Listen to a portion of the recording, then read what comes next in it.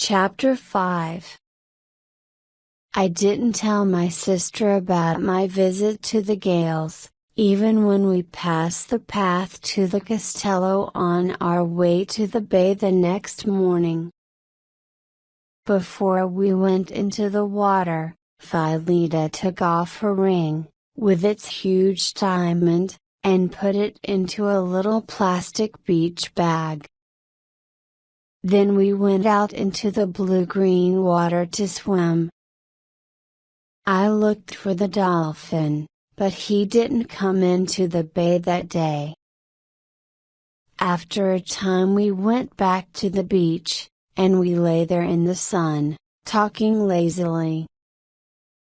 Soon Philida fell asleep and I went back into the water. Up on the terrace of the Castello I could see Sir Julian, and he waved to me. I waved back, but I was annoyed when I saw someone else watching me from one of the first floor windows. Because I was angry I swam over to the rocks where Maxwell couldn't see me and came out of the water near the path which led to Godfrey Manning's villa. Carefully, I made my way along between the pools until I came to one which was bigger than the others. The dark green water was deep, and the blue-black shadows were alive with the movements of tiny fish. I stared down into the water. The body was lying half in, half out of the shadow. I hadn't seen it at first because the bright sun was shining straight into my eyes. I felt sick with shock, but, of course, I had to look again. I knelt down, shading my eyes with my hand, and stared into the water. Spiro, I thought, but then the water was disturbed by the wind and the dead man's face moved. I knew him. It wasn't Spiro. It was the man I had seen the night before, the man who was going up to the Castello. The sunlight was hot on my closed eyes. Philida, I thought. Philida mustn't see this. I opened my eyes and hoped that I had been wrong, that there was no dead man. But he was still there. With difficulty, I got up and made my way over to the rocks near the path to Godfrey Manning's villa. Suddenly I heard a noise. It was the sound of the boathouse door closing. I looked up. Godfrey Manning was coming down the path towards me. "Lucy. Is something wrong? Are you ill?" he cried. I couldn't speak. I pointed to the pool. "Come and sit down," he said. I sat down on a rock, with my head in my hands, and then I heard Godfrey go over to the pool. There was silence for a few moments. I looked up. Godfrey was standing still, looking down. I could see that he was shocked. He, too, must have thought that it would be Spiro. "Do you know who it is?" I asked. I thought that he hesitated, but then he replied, "Yes. His name's Yanizoulis. He's from the village." After a moment he added, "He was a fisherman, but also a smuggler, I think. He made a lot of trips to Albania." I only hope the police don't find out about that, because I'm afraid that Spiro might have been involved with him in some way. Smuggling. I stared at him. Are you saying this wasn't an accident? That you think Yenny Zulis was murdered? My voice was rather shaky. Good heavens, no. He replied quickly. Nothing like that. It must have been an accident. Has he got a family? I asked. Yes. A wife. They live with his parents. They're going to miss him, and the smuggling. That's how they lived so well. Anyway, we'd better go back to my villa and phone the police. Are you all right? Can you move now? Yes, but my clothes are in the bay.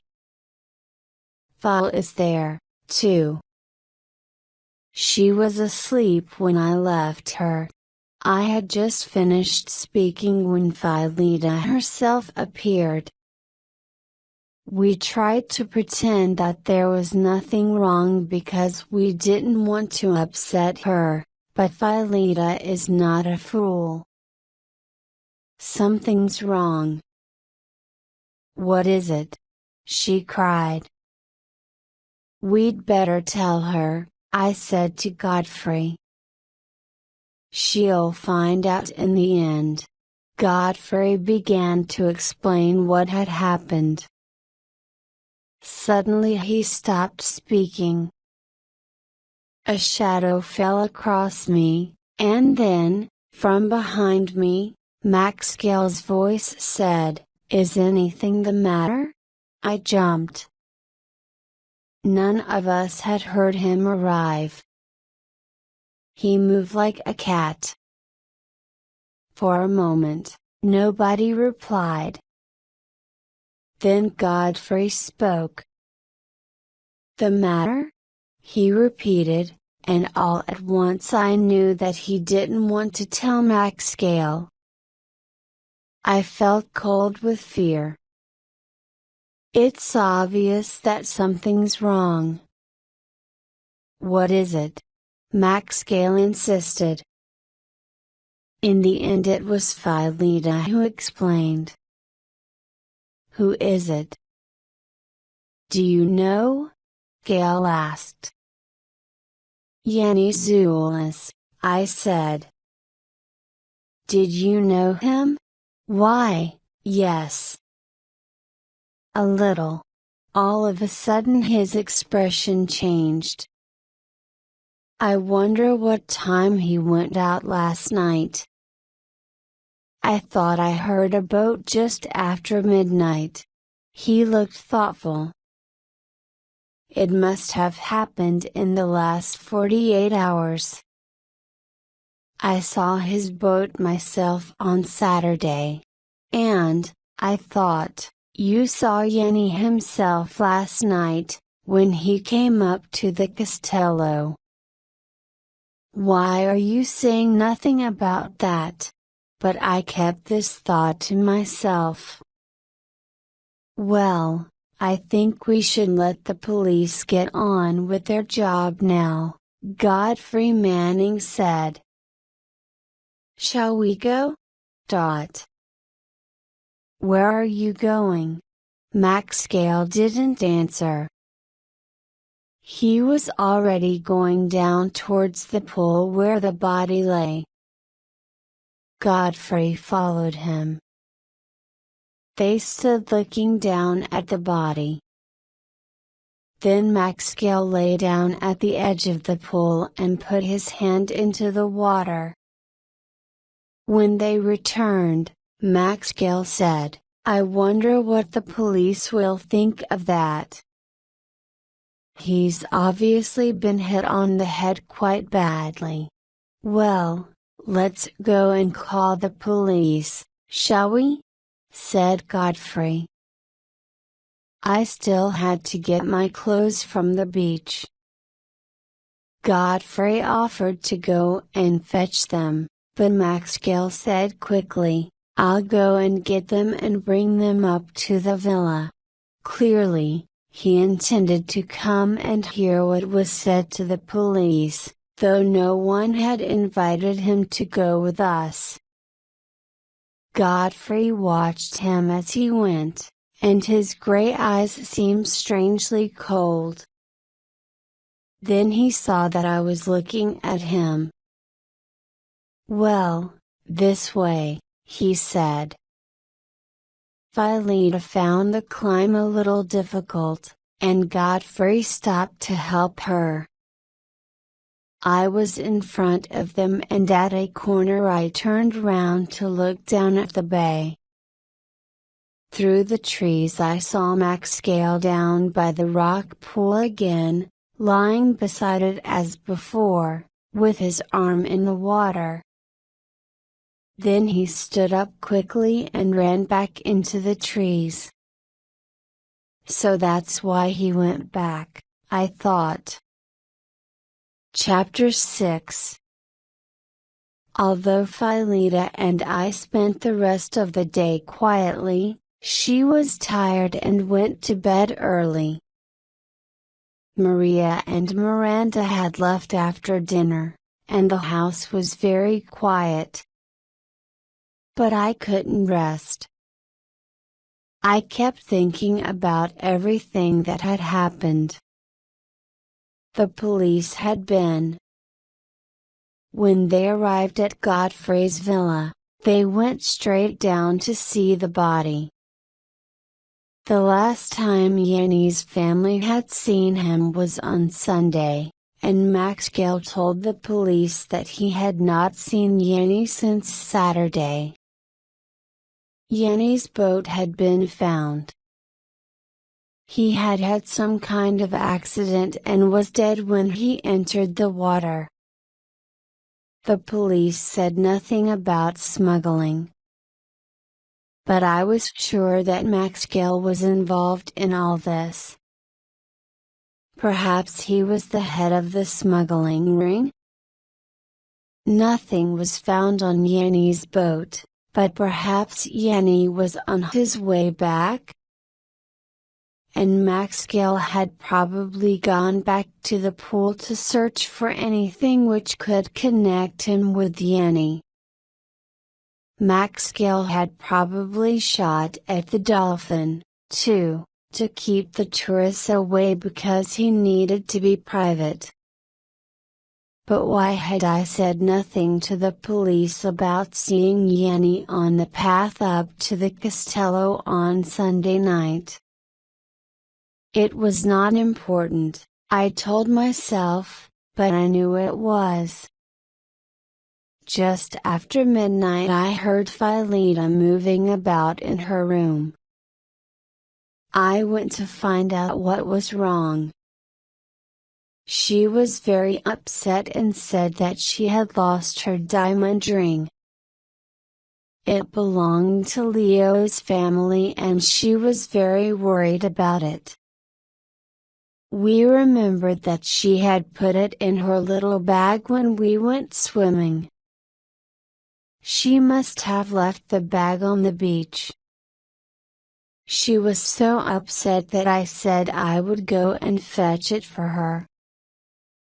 As I went down the path to the bay, the woods were still and silent. I knew I had no reason to be afraid, but when I came to the place where I had seen Yanni the night before, I suddenly felt cold. From the castello above I could just hear the sound of Max's piano and the voices of Sir Julian and Max talking. I continued down the path and left the woods. Quickly I crossed the sand to the place where Philida and I had been. Something was lying there. Something long and dark, like a body. For a moment I stood there, frozen with terror. but I had to get the ring for Philida. I went nearer. There was no sound, except for the distant piano. Suddenly the shape moved and I saw a living eye watching me. I drew in my breath to scream, but then I saw what it was. It was the dolphin. Carefully, I went closer. "What's the matter? Are you hurt?" I said softly. I shone my torch over him and in the light I saw Philida's little bag. I picked it up, put it in my pocket and forgot about it. Just at that moment the dolphin was more important to me. I had to save him. Somehow, he had landed himself on the beach, 4 meters from the sea. He didn't seem to be hurt, but I had to get him back into the water. I knew that if his skin became too dry, he would die. If somebody didn't shoot him first. I tried to pull him, but I couldn't. I needed help. Desperately, I emptied Philida's little plastic bag and pushed the 4-lead diamond on my finger. Then I rushed backwards and forwards to the sea, filling the little bag with water and pouring it over the dolphin. At last he seemed wet enough. He would be safe while I went for help. I dropped the wet bag and whispered, "I'll be back." "Don't worry." I ran back across the beach. The piano had stopped, but I could see the light from the terrace window. Then I was in the shadow of the woods where the path to the Villa Forlì rose steeply. I began to climb up it, but stopped to rest for a moment under a tree. Then I set off again. Ahead of me on the path something moved. I switched on my torch quickly and I saw a man step off the path. The next minute there was a sound beside me and he jumped out at me. My torch fell from my hand and I was about to scream, but he pulled me to him violently, and his hand came down hard on my mouth. Chapter 7. He was very strong. I fought hard, but I couldn't do anything, although I must have hurt his hand because he took it away. "Keep quiet, will you?" he ordered in English, and then he pushed my face hard against the front of his jacket. I stopped fighting, and he loosened his fierce hold on me. I pulled my head free. If I screamed, they would hear me in the castello. They could be down here in a few seconds. Surely. "Even Maxwell, where have you been?" demanded the man. I stared at him. "Yoi?" I said. "Have you been up at the castello?" "I have not, and if I had dashed then you've been to the beach." "Why?" "I went down to get Phil's ring, if you must know." "She left it on the beach this morning." "There. You see?" I held out my hand with the diamond ring on my finger. "And now, Mr. Gale, what exactly do you think you're doing?" "You hurt me. I'm sorry." I thought you were going to scream. Of course I was. And why shouldn't I? What have you been doing, that's so secret? Fishing. Oh.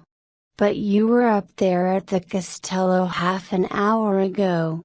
What do you mean? You said you hadn't been to the Castello. I could hear you from the beach. You were playing the piano and then talking to your father. He was silent for a moment, and then he said slowly, I think you heard a working tape. You see, my father isn't there.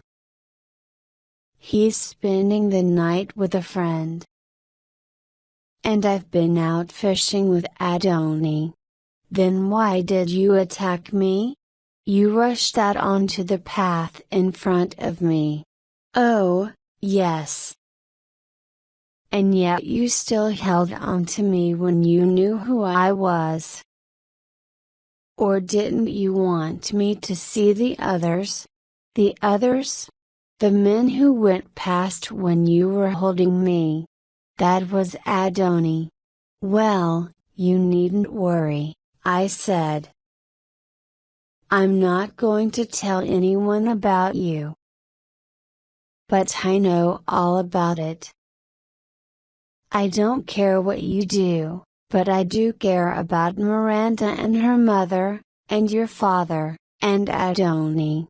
He had listened in silence, but now he said very quietly, what are you talking about?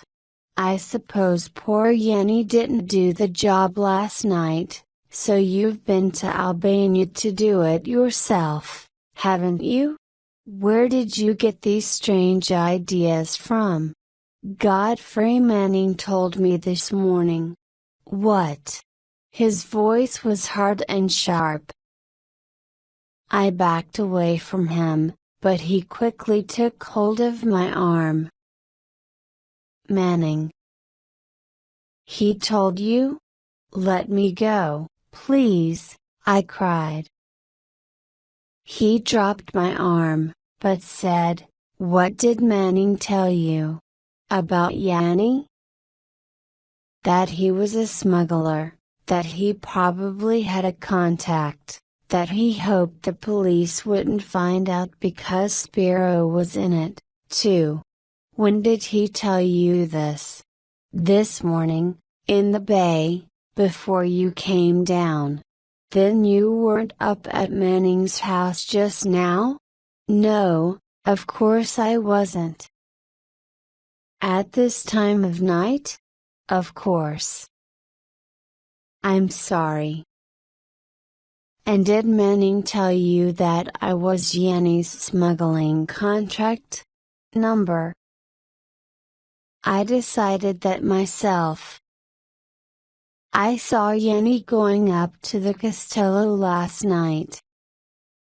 Anyway, you knew that Yanni was going to go out last night because you weren't surprised when you heard he'd been drowned. You noticed that, did you? Yes, but you were shocked. There was a pause, and then he said slowly, but you didn't tell the police any of this. He turned to me. My dear, I can't explain, but I must beg you to keep quiet. It's very important. No one must know that I've been out tonight. Don't worry. I won't tell anyone, I promised. He looked at me. Because of Maria and Miranda, I added quickly, and your father. There was another short pause. Then he said, I'll take you home now. These woods are dark and you were frightened, weren't you? Frightened? Number. Of course not. Then why were you running back like that? Because I stopped. The dolphin. I had forgotten the dolphin. It was late, I said. I'm all right, really. Good night. But he came after me. I want to be sure that you get home safely.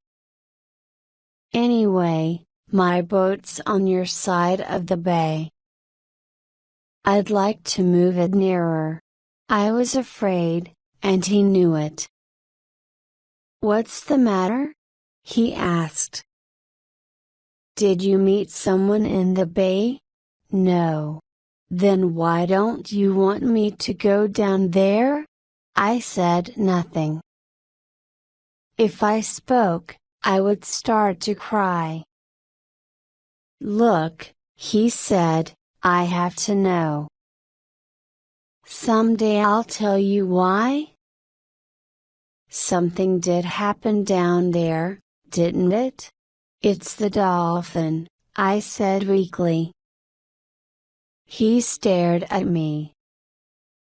And you still think I want to shoot it? Look, tell me what happened. When I had finished explaining, he took hold of my arm again. Listen, he said urgently, there's a rope in my boat. I'll go and get it. I'll be quick. Go back to your dolphin and wait for me. Don't worry. We'll save him, but please be very quiet. Before I could reply, he had gone. Chapter 8. There was no time to think. I obeyed him, and ran back down to the bay. The dolphin wasn't moving, but he was alive in the dark. I watched me. I continued to fetch water to pour over him. Maxwell came quickly. His little motor boat slid quietly into the bay, with its engine switched off. He brought the boat in and stepped out, carrying a rope. We tied this round the dolphin and tried to pull him down to the sea. We tried several times, and each time we failed. Could we use the boat, tie the rope to it and let the boat pull him out? With the engine? I asked Max desperately. Max didn't answer immediately and I said, it's all right. I understand. You don't want any noise. I'm sorry. I'll stay here all night and keep him wet, and we'll use the boat, said Max.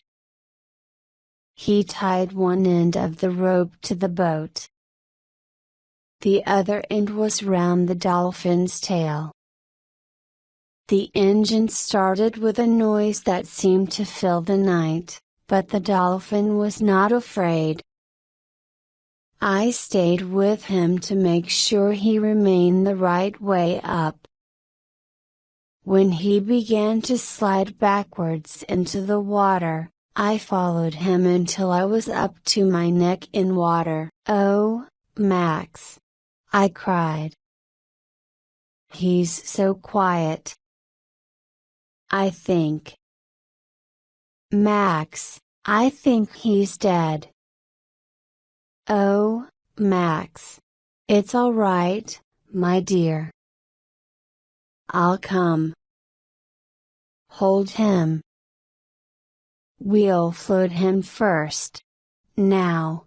I called when we reached the deep water, and Max switched off the engine quickly.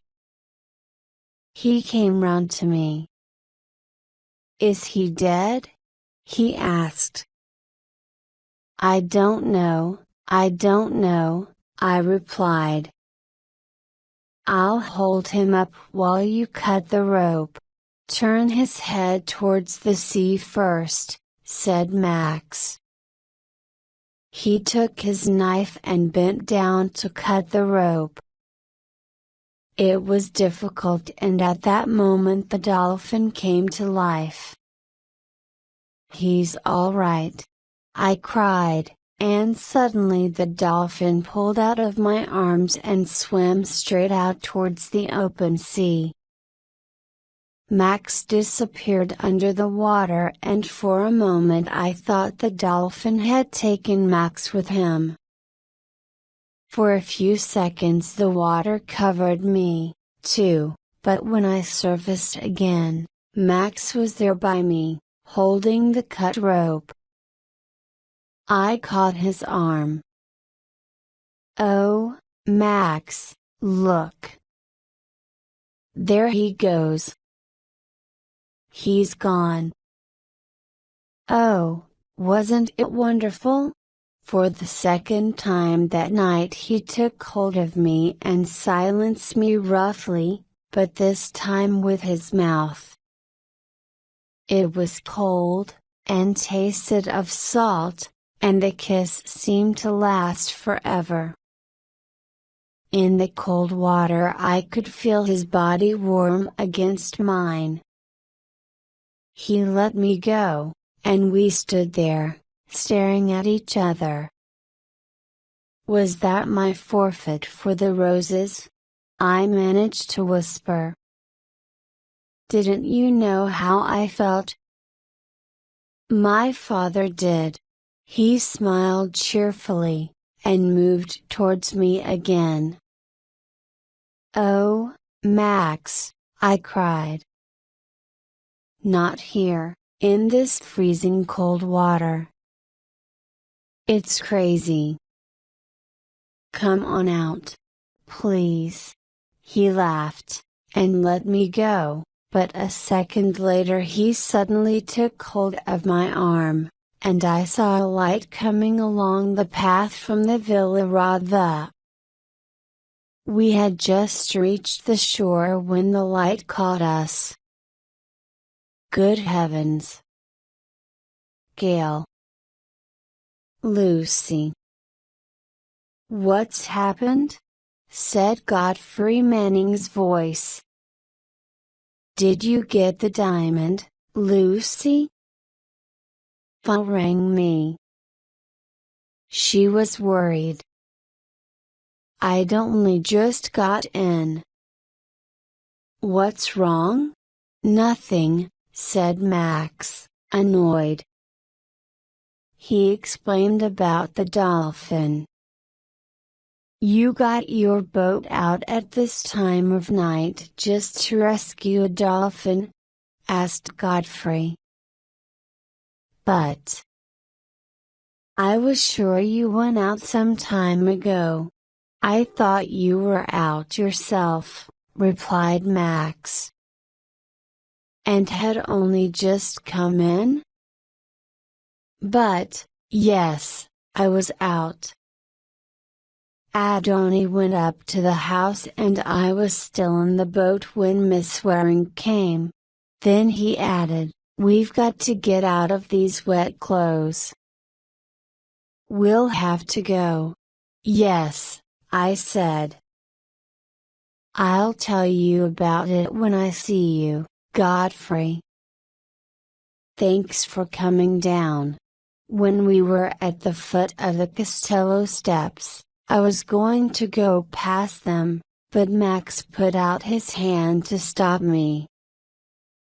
"You can't go all that way in those wet clothes," he said. "Come on up to the house." The terrace was empty when we reached the Castello, but one of the long windows was open and Max took me in through this. The room was lit by only one lamp on a low table. Near this Sir Julian was sitting in an armchair. The cat was on his knees. On the table there was a bottle of gin, almost empty, some water and 2 glasses. Sir Julian was talking to himself, words from The Tempest. He was very drunk. Max stopped just inside the window, and said something quietly. Then I realized that Sir Julian was not alone. Adoni was there. "Max," he began, and stopped when he saw me. "What's happened?" he asked. "Nothing important," replied Max. Then he turned to Sir Julian. "Who's been here, father?" he said. "Who's been here?" his father repeated. "Do you know, Adoni?" Max asked. "Number?" "I thought the house was empty when I came back." Then I heard voices and found Sir Julian like this, with the tape recorder on. He did say that his friend, Michael Andriakis, was ill. "Someone certainly has been here," said Max. "Did he say how he got back from town?" Then he tried again. "Father, who's been here?" "I had to ask him to come in," said Sir Julian. "He drove me back from town." Little by little Max managed to learn from his father that Michael had had a heart attack. There was no telephone in the house, so Sir Julian went for the doctor, and they put Michael to bed. Then Sir Julian went to fetch Michael's married daughter and her 3 children, so there was no room for him to stay there.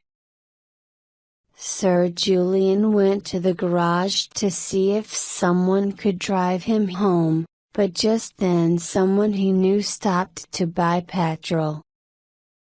He offered to drive Sir Julian back. On the way they stopped to buy the gin. Suddenly Adoni noticed something on the floor and he bent down to pick it up. It was a cigarette end. Adoni showed it to Max and they looked at each other. "It is, isn't it?" Adoni said. "Obviously," replied Max. "And he let my father get drunk. But he can't have done that deliberately because no one knew about my father's problem, except Michael and us. Perhaps Sir Julian didn't tell him anything," said Adoni. "Didn't tell him anything," repeated Sir Julian happily. "I'd better get him to bed," said Max.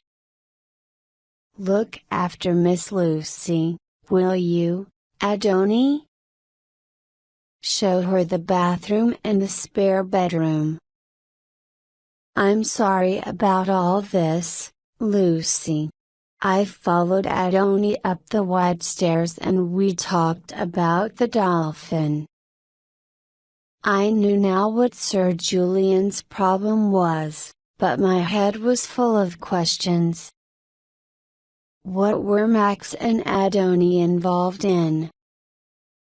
They obviously knew who the mysterious visitor was.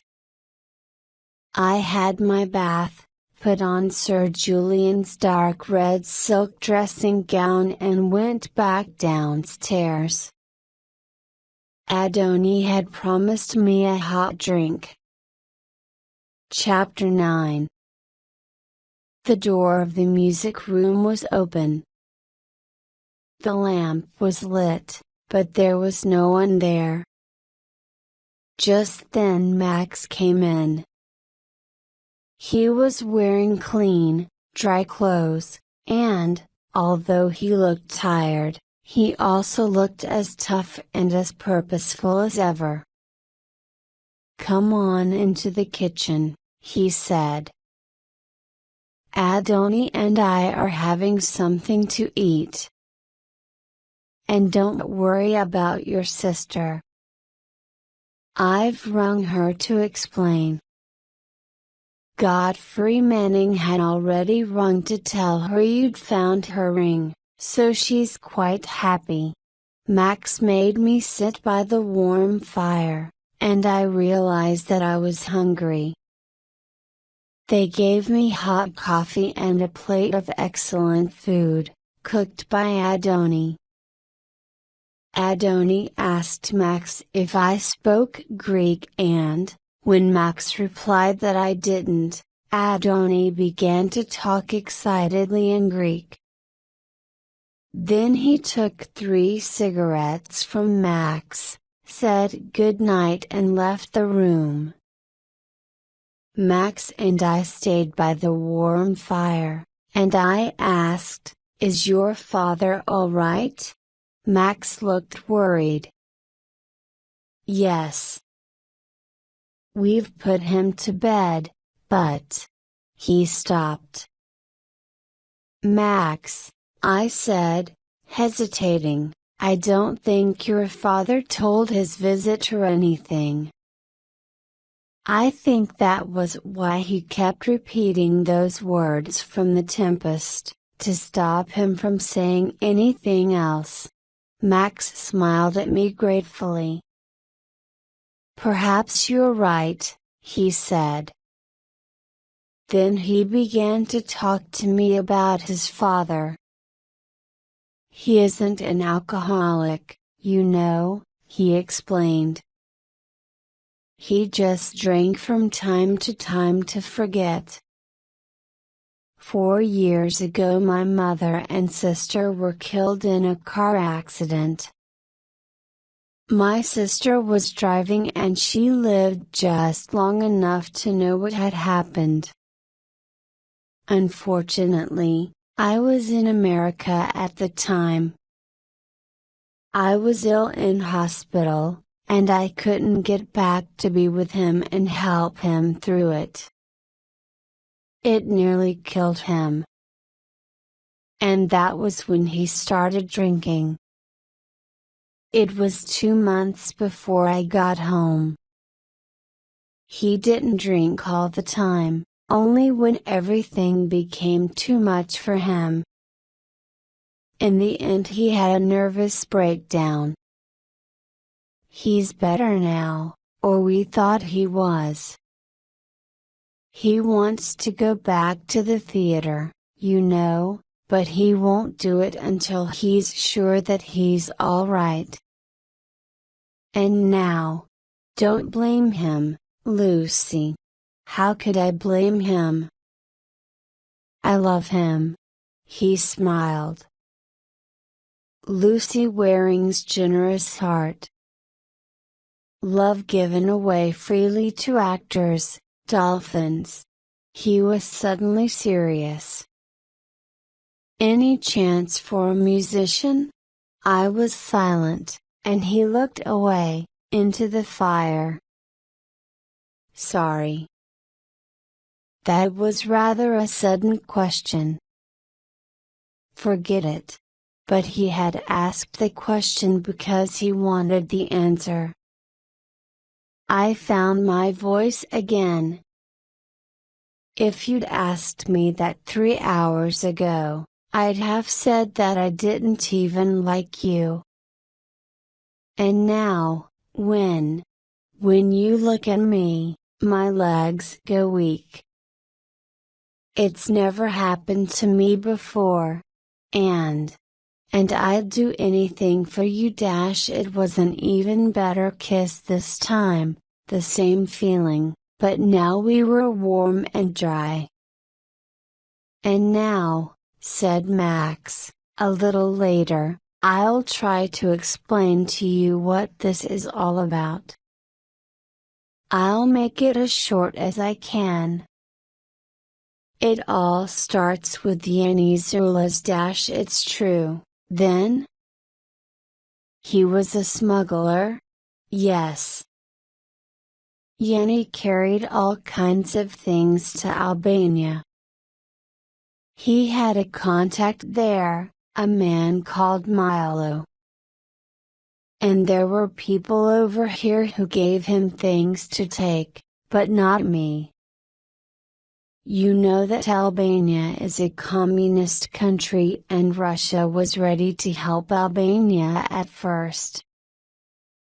But things didn't go well. There were problems between Albania and Russia, so Albania turned to China for help. Now Albania is closed, except to China, and no one can get in or out. Like Spiro's father? Yes. During the last World War my father and Spiro's father were good friends. My father is the twins' godfather and a godfather is very important here. When Spiro's father disappeared, my father looked after the family. That's why, when Spiro fell off the boat, Maria came to my father. She couldn't believe that Spiro was dead and she wanted my father to find out what had really happened to him, and to bring him back. Obviously, my father couldn't do this himself, so I decided to do it for him. The police knew all about it. They were very helpful and gave me all the information they could. We expected that someone would find Spiro's body in Albania. And then, on Saturday night, when he went on his usual smuggling trip, Yanni had news of Spiro. On Sunday he came to tell us about it. I sat up in my chair. News of Spiro? Good news? Yes. Spiro is alive. He was found on the beach in Albania by some ordinary people who didn't bother to tell the Albanian police. His leg was broken, but he was alive. Obviously, we had to get him out of the country, and Yanni arranged to get him tonight. He came here to ask me to go with him. I stood up. You went with Adoni, didn't you? That's what you were doing. You've brought Spiro home? Max smiled. Yes, we did. He's here now, and he's alive and well. Oh, this is wonderful. I cried. Everyone will be so happy when they know dash, but Max said seriously, I'm afraid they mustn't know. When the time comes, we'll say that he was found on an island, but don't you see? Spiro's still in danger. Not from Albania, but from someone here. Don't forget that Yanni is dead. I was afraid. But we know what happened to Spiro, I said. He fell off Godfrey Manning's boat. Lucy, Max said slowly, Godfrey Manning pushed Spiro off the boat, and left him in the sea to drown. Max. I stared at him. I can't believe that. It isn't possible. Spiro has no reason to lie. Remember, I've talked to Spiro, and that's what he says. And Yanni had told us not to tell Godfrey Manning about Spiro. You mean that Godfrey Manning tried to kill Spiro and that he did kill Yanni? He's a murderer? Well, we're certain about Spiro, but guessing about Yanni. We must talk to Spiro again now. We have to find out why Godfrey Manning was ready to kill 2 people. And I need your help. I've got to take the boy to Athens tomorrow morning, to the hospital and then to the police.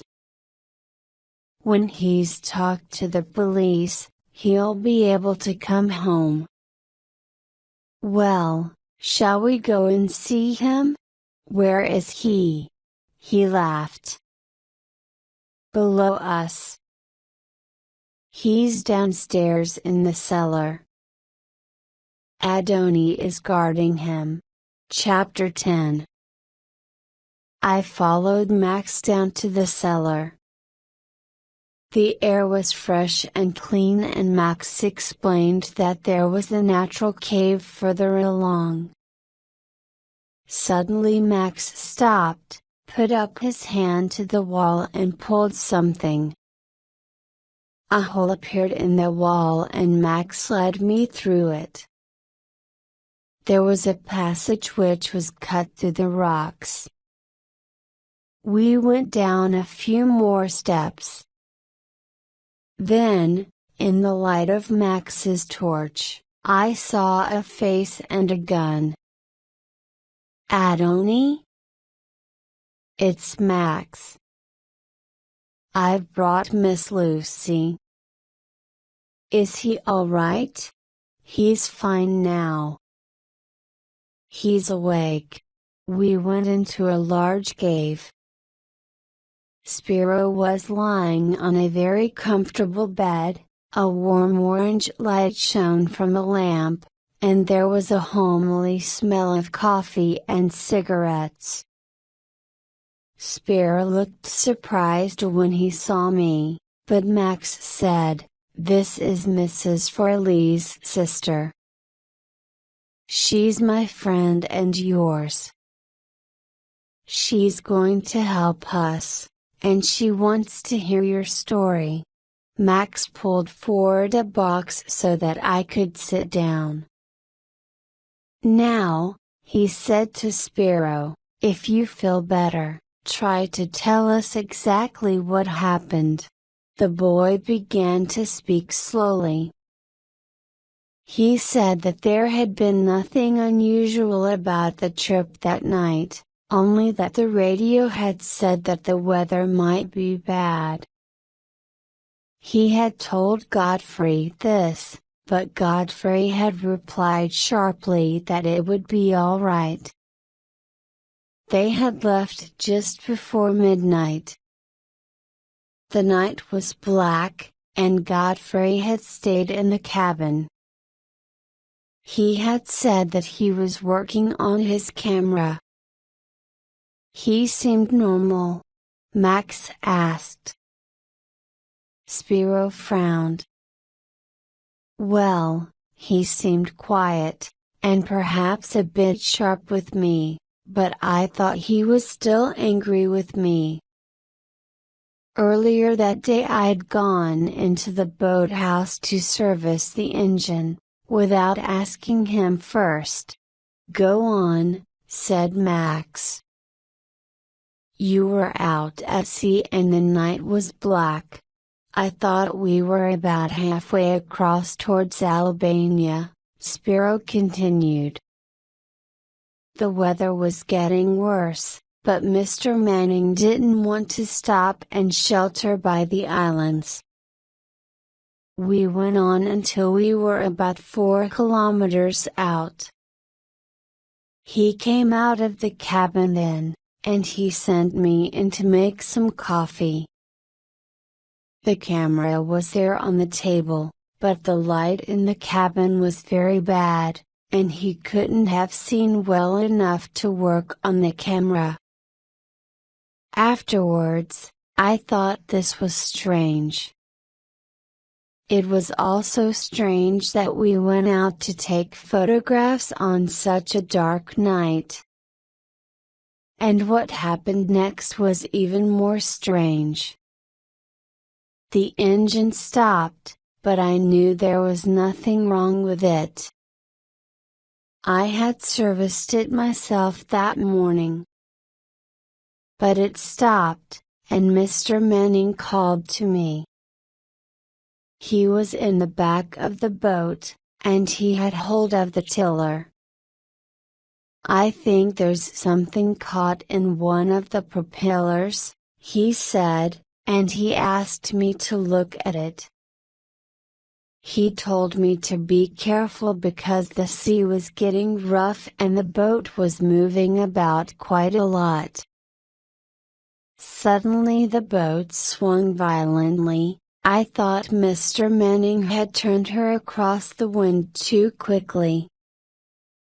But I was holding on to the rail, and I was all right.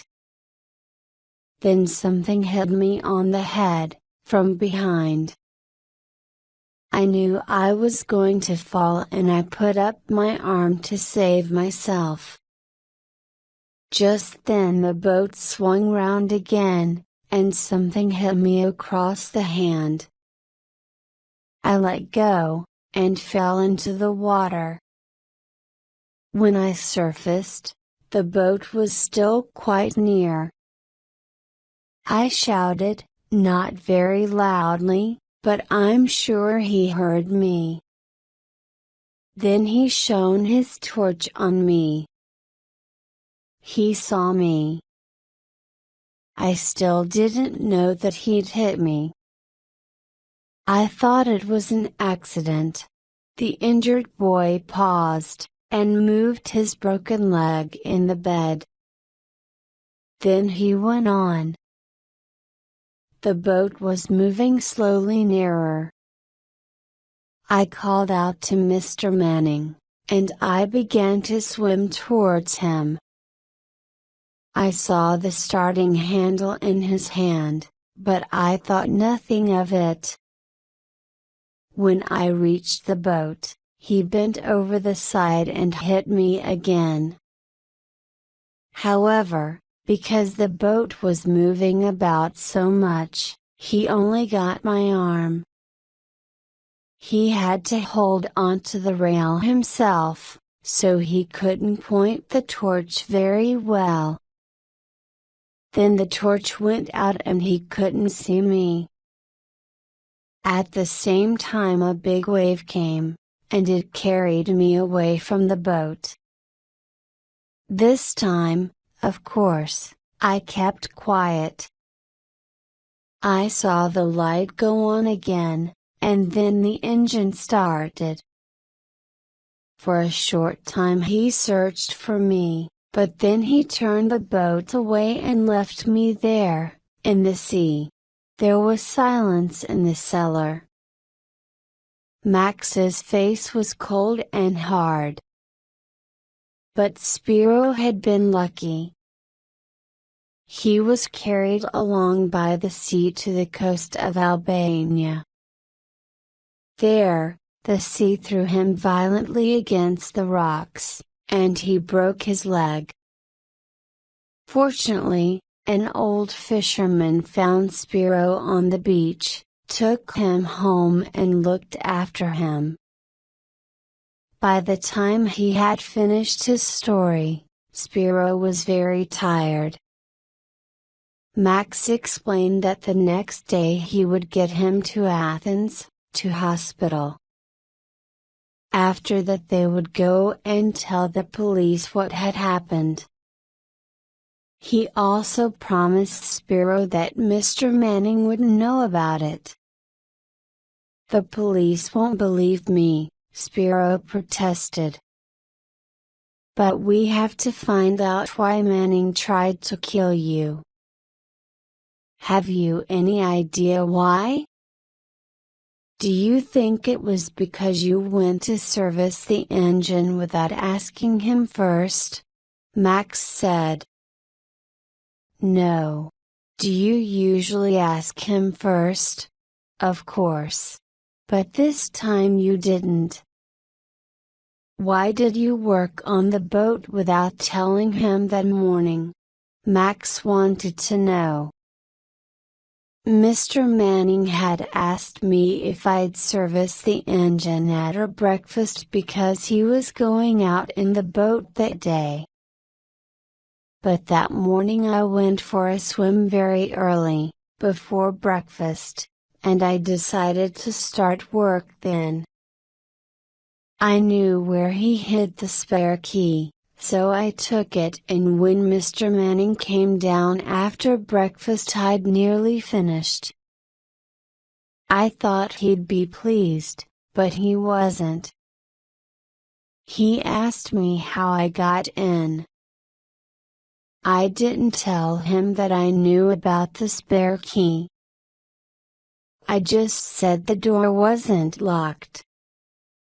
He'd left his wallet on the boat, and I thought he was angry because he believed I had stolen some of his money.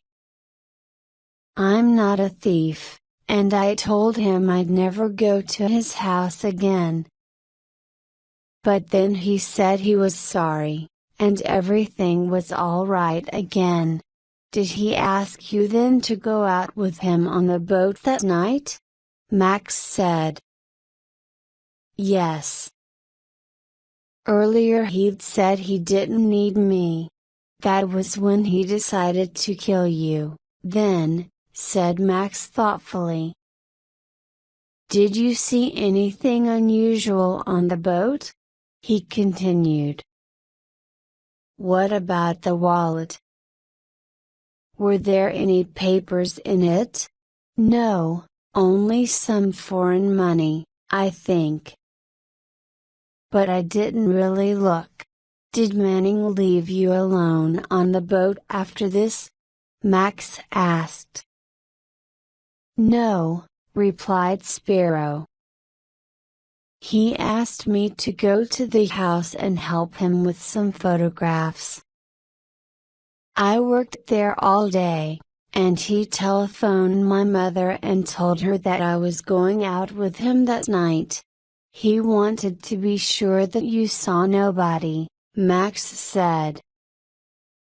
All right, Spiro, I'm going to lock you and Adoni in here while I take Miss Lucy home. I'll be back in half an hour. You have the gun, Adoni? Yes, replied Adoni. And this, added Spiro, and he held up a shining knife. Adoni followed Max to the door. What about Sergei? He asked. Oh, he'll sleep now, said Max. And I'll sleep in the kitchen when I come back. Call me if you need me. Max and I walked back along the passage. Now you understand why Manning mustn't know about Spiro. We've got to find out what he's doing. Yanni suspected that Manning was involved in something and that he wasn't really here just to take photographs and write a book. Perhaps Yanni went to look around the boathouse, and Manning caught him and killed him.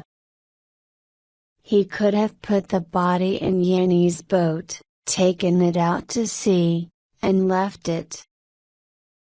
Yanni was hit over the head, so it looked like an accident. It was probably also Manning who shot at the dolphin, to keep people away. I was shocked and silent. Then I turned to Max. What do you want me to do to help? Keep Manning away from Corfu Harbor when I bring Spiro back from Athens. I can't fly from the airport on the island. Everybody would know. I'll have to hide Spiro in my car, take the car ferry across to the mainland, and fly to Athens from there. Tomorrow I'll phone you to tell you what time I'll be back the following day. I'd like to take the ferry that gets back at 5:15.